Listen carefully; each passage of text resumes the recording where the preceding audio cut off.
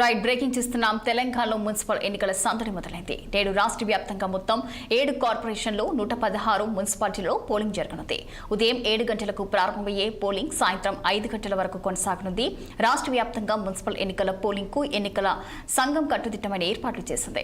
7 municipal కార్పొరేషన్లో 414 వార్డులు, 116 మున్సిపాలిటీలో 2582 వార్డులకు ఎన్నికలు జరగనున్నాయి. మొత్తం 12,944 మంది అభ్యర్థులు బరిలో ఉండగా 52,43,000 మంది ఓటర్లు తమ ఓటు హక్కును వినియోగించుకునేందుకు సిద్ధంగా ఉన్నారు. పోలింగ్ నిర్వహణ కోసం రాష్ట్ర వ్యాప్తంగా 8,203 పోలింగ్ కేంద్రాలను ఏర్పాటు చేశారు.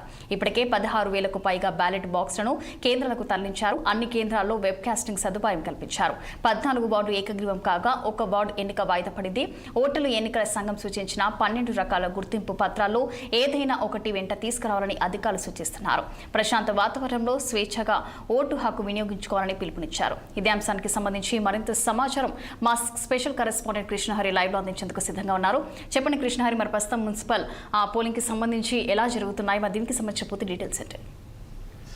ఎస్ రచన, మనం చూస్తున్నాం ఈరోజు ఉదయం 7 గంటల నుంచి కూడా మున్సిపల్ ఎన్నికలకు రాష్ట్ర ప్రభుత్వం ఏర్పాట్లు కూడా చేసిన పరిస్థితి కనిపిస్తోంది.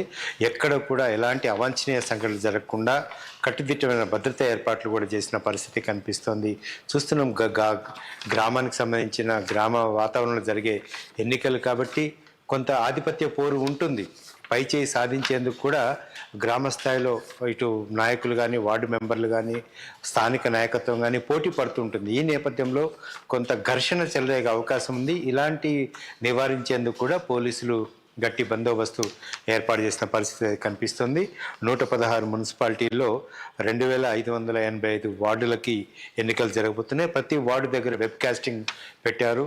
పగడ్బందీ పర్యవేక్షణలో ఈ పోలింగ్ జరుగుతున్న పరిస్థితి కనిపిస్తుంది. 7 కార్పొరేషన్లకి 414 వార్డుల్లో కూడా ఎన్నికలు జరిపేందుకు కూడా అధికారులు ఏర్పాటు చేశారు. మొత్తం 50,43,000 మంది ఓటర్లు ఈ ఎన్నికల్లో పాల్గొనే అవకాశం ఉంది. కాబట్టి అందుకు తగ్గట్టుగానే కట్టుదిట్టమైన ఏర్పాట్లు చేసిన పరిస్థితులు అయితే కనిపిస్తున్నాయి. మొత్తం 12,944 మంది అభ్యర్థులు ఈ ఎన్నికల రంగంలో బరిలో దిగిన పరిస్థితి అయితే కనిపిస్తుందంటే పోటీ ఏ స్థాయిలో ఉందో కూడా అర్థం చేసుకోవచ్చు. మొత్తం 8,203 పోలింగ్ స్టేషన్లలో భద్రతా ఏర్పాట్లు ఘనంగా చేసిన పరిస్థితి కనిపిస్తోంది. ఎక్కడ కూడా చెదురుమదురు సంఘటనలు జరగకుండా, అవాంఛనీయ సంఘటనలు జరగకుండా, ముఖ్యంగా శాంతి భద్రతల సమస్య తలెత్తకుండా ఉండేందుకు కూడా పోలీసులు ఏర్పాటు చేశారు. పోలింగ్ స్టేషన్కి 100 మీటర్ల వరకు ఎవరిని కూడా అనుమతించలేదు. వాహనాలు అక్కడ స్టే చేయడానికి కూడా నిషేధించారు. ఒక పక్క మున్సిపల్ అధికారులు, మరో పక్క పోలీసులు తనిఖీలు చేసిన తర్వాతనే ఇటు పోలింగ్ కేంద్రాలకు పంపిస్తున్న పరిస్థితి. మొబైల్ ఫోన్స్ను కూడా ఎవరు అనుమతించని పరిస్థితి అయితే స్పష్టంగా కనిపిస్తుంది. లోపల పోలింగ్ కేంద్రంలో ఏం జరుగుతుంది ఇవన్నీ కూడా బయటికి రాకూడదు. కాబట్టి అత్యంత కట్టుదిట్టంగా ఈ పోలింగ్ సరళి కొనసాగుతున్న పరిస్థితి కనిపిస్తోంది. 14 వార్డులు ఇప్పటికే ఏకగ్రీవమై 1 వార్డు మాత్రం వాయిదా పడింది. నిన్న మక్తల్లో మనం చూసాం. బీజేపీ 6వ వార్డు అభ్యర్థి ఆత్మహత్య తర్వాత అక్కడ కొంత పరిణామాలు ఘర్షణపూరితంగా మారాయి. ఆ 1 వార్డుకు మాత్రం ఎన్నిక వాయిదా వేశారు. ఇకపోతే మిగతా వార్డుల్లో కానీ, 7 మున్సిపల్ కార్పొరేషన్లో కానీ పోలింగ్ సరళి మాత్రం కొనసాగుతోంది. ఓటర్లు కూడా చురుగ్గా ఈ ఓటింగ్ ప్రక్రియలో పాల్గొంటున్న సందర్భం స్వేచ్ఛగా తమ ఓటు హక్కును వినియోగించిన పరిస్థితి కనిపిస్తుంది. ఉదయం నుంచి కూడా మనం అన్ని రాష్ట్రంలో ఏ విధంగా కొనసాగుతుంది మున్సిపల్ ఎన్నికల ప్రక్రియ అనే అంశాన్ని గంటకి మనం లైవ్ ద్వారా కూడా తెలియజేస్తున్నాం. మన ప్రతినిధులందరూ కూడా క్షేత్రస్థాయిలో ఈ వివరాలు అందిస్తున్న పరిస్థితి కనిపిస్తుంది. ఇప్పటివరకు కూడా ఓటింగ్ సరళి మాత్రం కొనసాగుతోంది. ఎక్కడ కూడా చిన్న చెదురుమదురు సంఘటనలు మినహా ఎక్కడ కూడా శాంతి భద్రతలకు విఘాతం కలిగే సంఘటన ఎక్కడ కూడా నమోదు కాలేదు.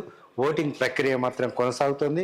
ముఖ్యమంత్రి రేవంత్ రెడ్డి కూడా కొడంగల్లో మరి కాసేపట్లో తన ఓటు హక్కును వినియోగించుకోబోతున్నారు. ప్రముఖులు కూడా ఏ జిల్లాకు సంబంధించిన మంత్రి ఆ జిల్లాలో తమ ఓటు హక్కుని వినియోగించుకోబోతున్నారు. మొత్తానికి వాళ్ళు కూడా క్షేత్రస్థాయిలో పర్యవేక్షిస్తున్న పరిస్థితులు కనిపిస్తున్నాయి.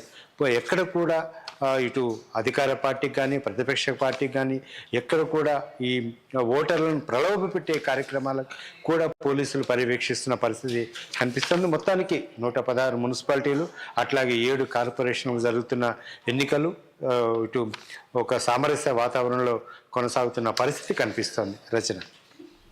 Right, thank you Krishnahari.